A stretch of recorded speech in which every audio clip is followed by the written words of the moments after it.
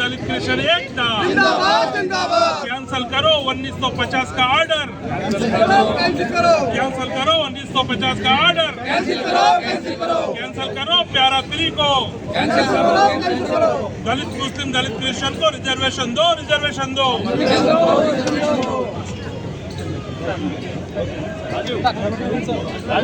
1950 में presidential order के रूप में जो एक आदेश निकाला गया, उस आदेश के वजह से ये लोग का ज़िंदगी पूरा बर्बाद होने का खतरा है।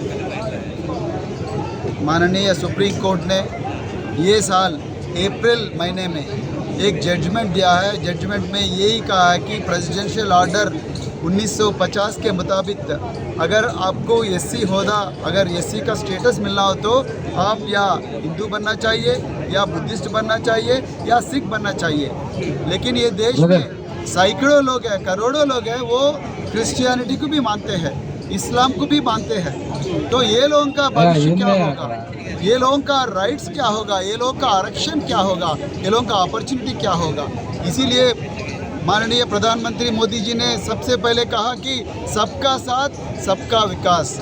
हम आज ये सवाल पूछ रहे माननीय मोदी जी को, मोदी साहब सबका साथ सबका विकास बोले आप, क्या दलित क्रिश्चियन सबका सबका लिस्ट में नहीं है क्या? ये लोगों का विकास आपको नहीं चाहिए क्या? दलित मुस्लिम का विकास नहीं चाहिए क्या आपको?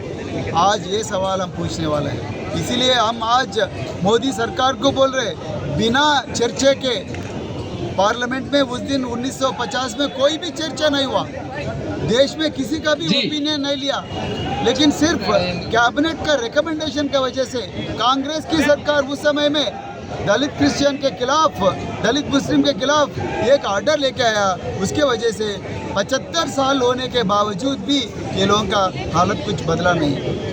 2007 में जस्टिस रंगनाथ मिश्रा कमीशन ने कुल्लम कुल्ला बोल दिया। क्या बोला? दलित क्रिश्चियन को आरक्षण दो, दलित मुस्लिम को आरक्षण दो। राजेंद्र सचार कमेटी बोला दलित क्रिश्चियन को, दलित मुस्लिम को आरक्षण दो।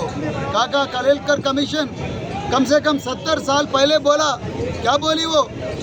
क्रिश्चियनिटी में भी कास्ट है, उसको रिकग्नाइज करो, ये लोगों का भलाई के लिए कुछ ये ऑर्डर ख़त्म कर दो करके बोला। फिर भी अभी तक कोई इसके बारे में कदम नहीं उठाया। इसीलिए आज हम आंध्रा और तेलंगाना और कई साथियों नॉर्थन इंडिया में से भी आए दलित क्रिश्चियन, दलित मुस्लिम, आज हम भारत राष्ट्र समिति से केसीआर साहब का सहारा लेके, केसीआर साहब के आदेश के अनुसार हम आज आके लोगों का समर्थन कर रहे हैं। हमारा मांग एक ही है, 1950 का जो बिना राज्यांगम, बिना संविधान का जो गैर संविधान का ऑर्डर है उसको खत्म करो।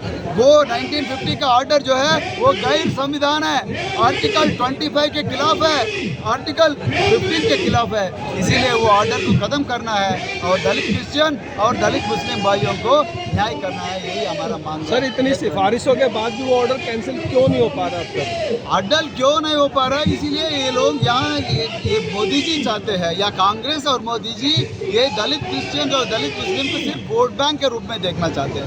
उसका सचमुच विकास वो नहीं मांगते हैं और दलित समाज को वो डिवाइड करना चाहते हैं। हिंदू दलित और क्रिश्चियन दलित और मुस्लिम दलित, दलित समाज को डिवाइड करने से, बांटने से वो लोगों का पॉलिटिकल फॉर्च्यून बढ़ेगा, लेकिन ये लोगों का विकास नहीं हो रहा।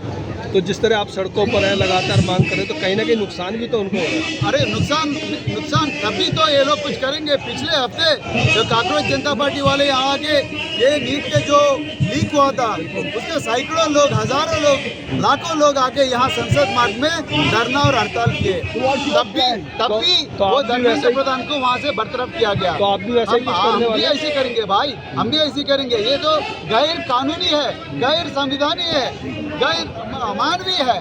तो इसीलिए हम भी वही अब यही आंदोलन करेंगे, जरूर करेंगे।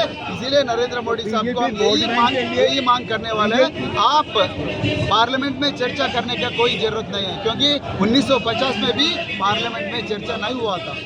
इसीलिए पार्लियामेंट में चर्चा की जरूरत नहीं। कैबिनेट का रिकमेंडेशन के मुताबिक वहाँ का प्रेसिडेंशियल ऑर्डर आया था। आज भी आप अगर रिकमेंड करें तो ये पार्लियामेंट का जो प्रेसिडेंशियल ऑर्डर है वो खत्म हो जाएगा। यही हमारा मांग है, यही हमारा वोट बैंक खोल देगा। जय